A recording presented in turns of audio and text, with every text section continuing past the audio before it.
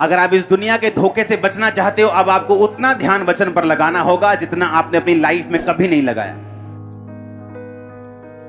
अगर आप बचना चाहते हो अब इस दुनिया में जहां अंधेरा बढ़ चुका है, आपको इतना ध्यान लगाना होगा जितना आपने कभी नहीं लगाया। यीशु मसीह, बाइबल कहती है, एक जगह अपने चेलों के साथ आ रहे थे, मिरेकल करके, बड़ा चमत्कार करके लोगों को 5-5 हजार लोगों को खाना खिला के 5 रोटियां 2 मछलियां 5,000 लोगों को, यानी 5,000 बंदों को, यानी 20,000 लोगों को खिला के आ रहे थे। तो बाइबल कहती 5,000 पुरुष थे और स्त्रियां और बच्चे भी थे।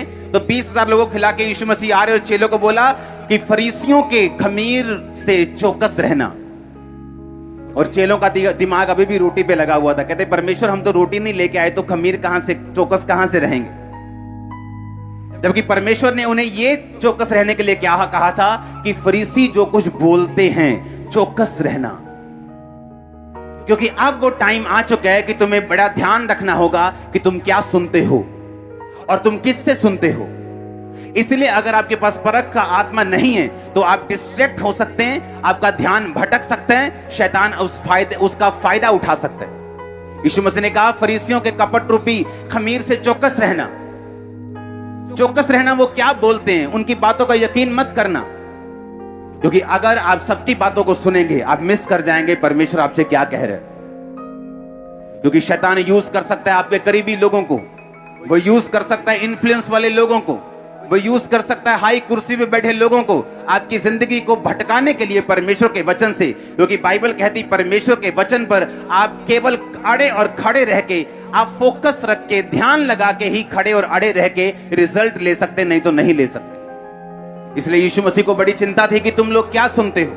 क्योंकि जो चेले लोगों की बातें ज्यादा सुनते थे, बाइबल कहती वो सारी दुष्ट आत्माएं नहीं निकाल पाए, पर पतरस, याकूब और यूहन्ना वो सब काम कर सकते थे जो यीशु मसीह कर सकता था। चौकस रहो, तुम क्या सुनते हो।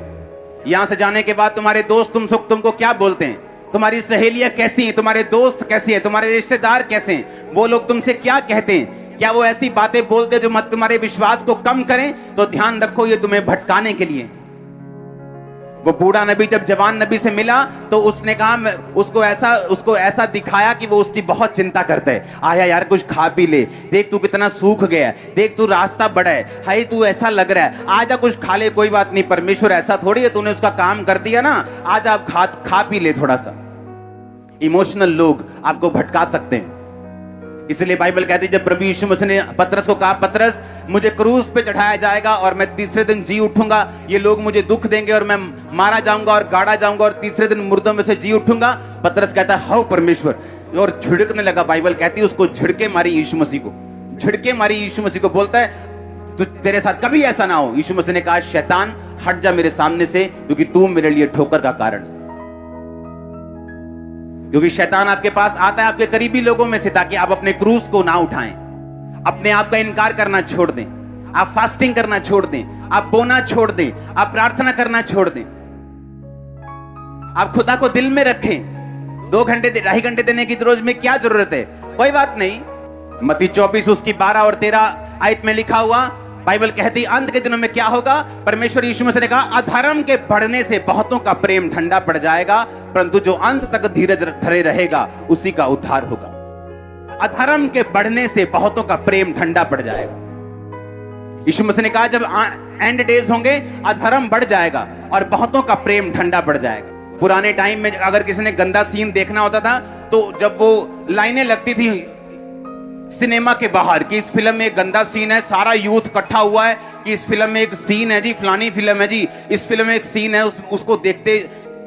और कभी कभी ऐसा सीन मिलता था। आज आपको गंदा सीन देखने के लिए कहीं जाने की जरूरत नहीं, अपनी फेसबुक खोल लो आपको गंदा सीन मिल जाएगा। इसीलिए मैं सोशल मीडिया पे अब नहीं हूं। क्यों?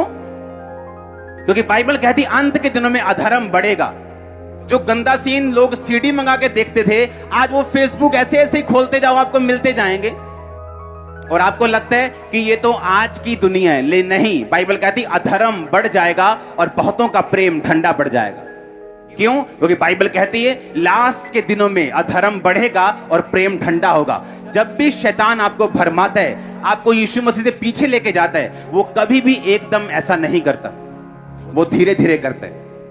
एक छोटा सा काम, एक छोटी सी कमी, उससे वो शुरू करता है। जैसे बोलते हैं ना, तू यार पैर रख ले, अब बैठन की जगह बना लांगे।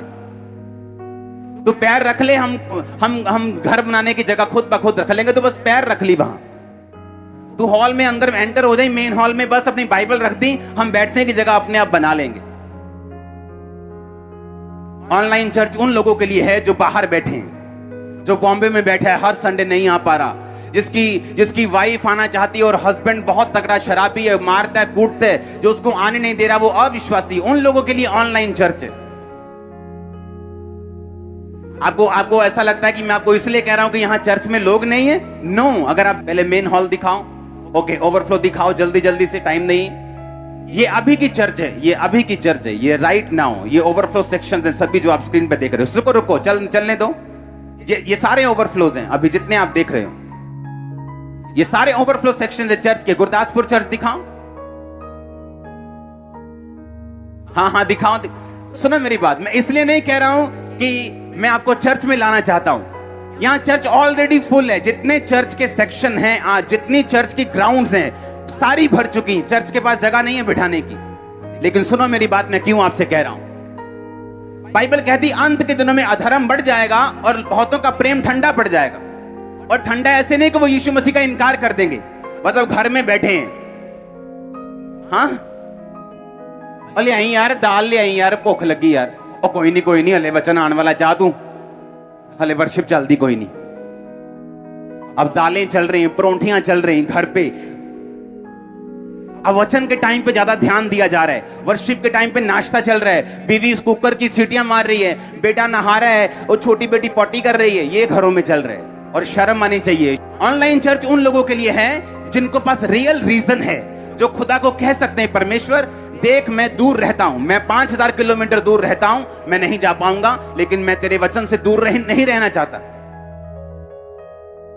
उन लोगों के लिए नहीं है। अगर आज रात को इन लोगों को हार्ट अटैक हो जाए, तो रात को 2 बजे अगर हार्ट अटैक हो, 2:15 में ये गाड़ी के अंदर बैठे होंगे और हॉस्पिटल पहुंचे होंगे।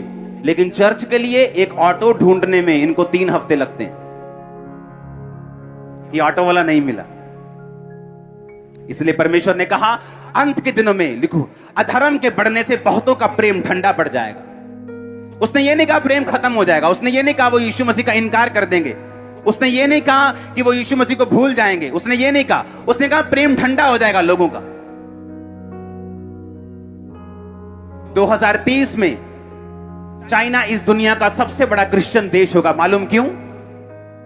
आपको लगता है अमेरिका होगा, किसी को लगता है ये देश होगा।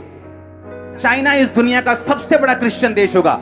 आज अगर संडे है तो मॉर्निंग 4 बजे 3 बजे लोग वो उठते हैं गुफाओं में, जहां 3-3 हजार 4-4 हजार लोग गुफाओं में मीटिंग्स करते हैं, गुफाओं में। और 5, 6, 7 बजे सुबह तड़के से पहले ही, गवर्नमेंट जागने से पहले ही वहां से फाड़ी हो जाते हैं, खत्म हो जाती है मीटिंग।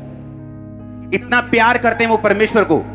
क्यों? क्योंकि गवर्नमेंट उनको मीटिंग नहीं करने देती। वो सुबह उठते हैं और वहां अगर आप जाके देखो, जिन लोगों को लगता है कि चाइना में सबसे अधिक अविश्वासी हैं, चाइना में सबसे अधिक नास्तिक लोग हैं, ये सब कुछ झूठ है, ये सारा कुछ मिथ है, ये सच्चाई नहीं। चाइना में जितनी कंपनियां, जितने सीईओ, जितने अमीर लोग, जितने गरीब लोग, हर एक बंदा जितने स्पीड से यीशु मसीह में आ रहे हैं, मैंने कहा 2030 में चाइना इस दुनिया का सबसे बड़ा क्रिश्चियन देश होगा। चाइना सबसे बड़ा देश होगा क्रिश्चियन दुनिया का। सुबह उठते हैं।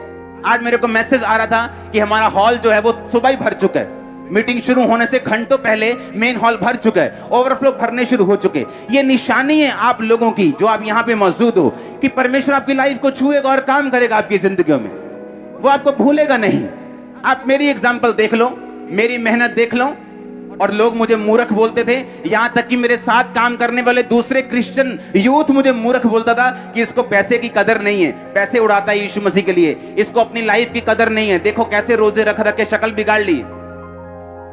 लेकिन बाइबल कहती है, मेरे प्रिय भाइयों, हियाव बांधो, दृढ़ रहो, क्योंकि तुम जानते हो मसीह में की गई मेहनत तुम्हारी कभी व्यर्थ नहीं जाती। वो कभी व्यर्थ नहीं जाती। ये कौन कह रहा है? मैं नहीं कह रहा हूं, यीशु मसीह आपसे कह रहा है, अगर तुम मेहनत करोगे व्यर्थ नहीं होगी तुम्हारी मेहनत। अगर आज तुम चर्च में मौजूद हो, और मैं आपको बता देता हूं, जितनी अनॉइंटेड चर्च होगी, जितनी सामर्थी चर्च होगी, जितना खुदाबंद का वचन और मसा वहां काम करेगा, उतना ही शैतान आपको तंग करेगा उस चर्च से दूर करने के लिए। वो आपको फाइनेंशियल प्रॉब्लम डाले, वो आपको दिक्कत दे, वो आपका विरोध करे। उसे मालूम है कि ये वही जगह है जहां इसने छुटकारा पाने। इसलिए बाइबल कहती है इकट्ठे होना मत छोड़ो। फिर से बोलो, इकट्ठे होना मत छोड़ो। एक भी जन ऐसा नहीं है जो भूखा मरा हो। क्यों? जुगाड़ लगा लेते रोटी का, इधर से या उधर से। लेकिन हमें मालूम है संडे हमने खुदा के घर में जाना है, तो क्यों नहीं सोमवार से, कल से हम अपने किराए को, अपने पैसों को, अपने तरीकों को इकट्ठा करना शुरू करते हैं। लेकिन नहीं, जब हमारे शरीर को जरूरत होती है दवाई की, हम रात को भी हॉस्पिटल चले जाते हैं। लेकिन जब आत्मा को जरूरत है, जिसके साथ आपका परिवार जुड़ा हुआ है, जिसके साथ आपका फाइनेंस जुड़ा हुआ है, जिसके साथ आपका फ्यूचर जुड़ा हुआ है, उसके लिए हम अलर्ट नहीं। क्योंकि बाइबल कहती है, फिर से पढ़ेंगे, अधर्म के बढ़ने से बहुतों का प्रेम ठंडा हो जाएगा। क्योंकि आज आपको आसानी से मिल रहा है। अगर आप चाइना में होते और यूट्यूब ना होता और फेसबुक ना होता और आपकी जब चर्च को ऑनलाइन चलने ना दिया जाया होता, तो आपको वैल्यू समझ आती। सुबह सुबह वो लोग चर्च में आगे इकट्ठा होते और परमेश्वर की महिमा करते हैं।